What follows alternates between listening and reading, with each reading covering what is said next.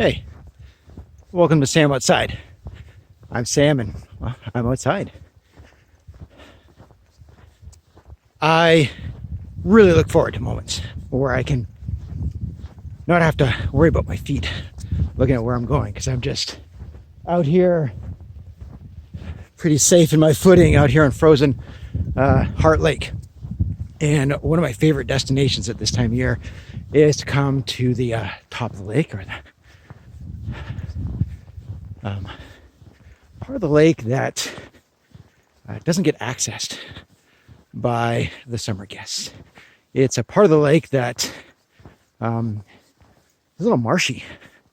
It's more shallow, but at this time of year, I get to get really close to some of the standing dead.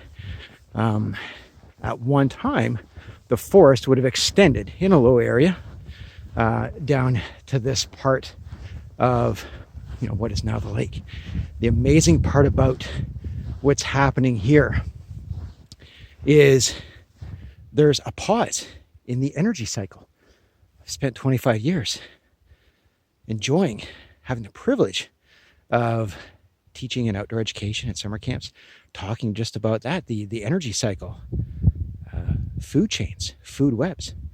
And we all know that, there at the bottom, all of our producers, our vegetation, getting solar energy, combining that through the miracle of photosynthesis with all the other nutrients from the air, the water, the ground, creating their own food source.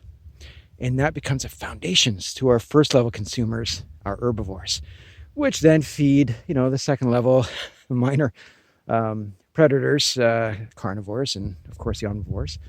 And that, of course, feeds our top tier of the carnivores. All right. So despite where you fit in the food chain in the energy cycle, ultimately all energy is given up through the act of decomposition. But this standing dead, that process of decomposition is literally halted. I've seen some black and white photos of Heart Lake. I've seen some aerial photographs of this part of the lake, and these trees were here more than 50 years ago. Now, some of these trees, if we were to do a cross section and count their growth rings, we'd probably see that some of them are 20, 30 years old, but they've been standing dead for more than 50 years. Not suffering the effects of decomposition because they're not exposed to those microorganisms, bacteria, fungus, insects. All right, the moisture is just lacking. Now, sure, at the base where where it meets the water down there, yeah, you're going to get some access to that.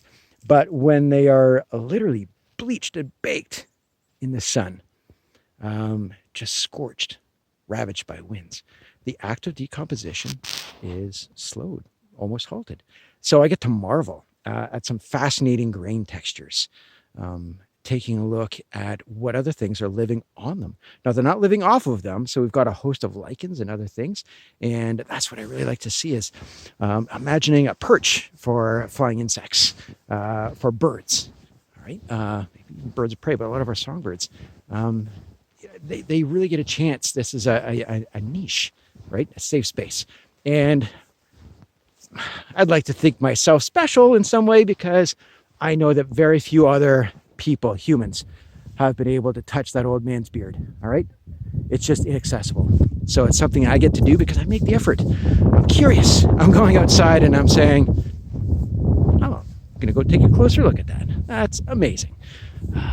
So please, be curious. Go outside and, take a look. Wonder why. Yeah. Appreciate your time. Appreciate you watching.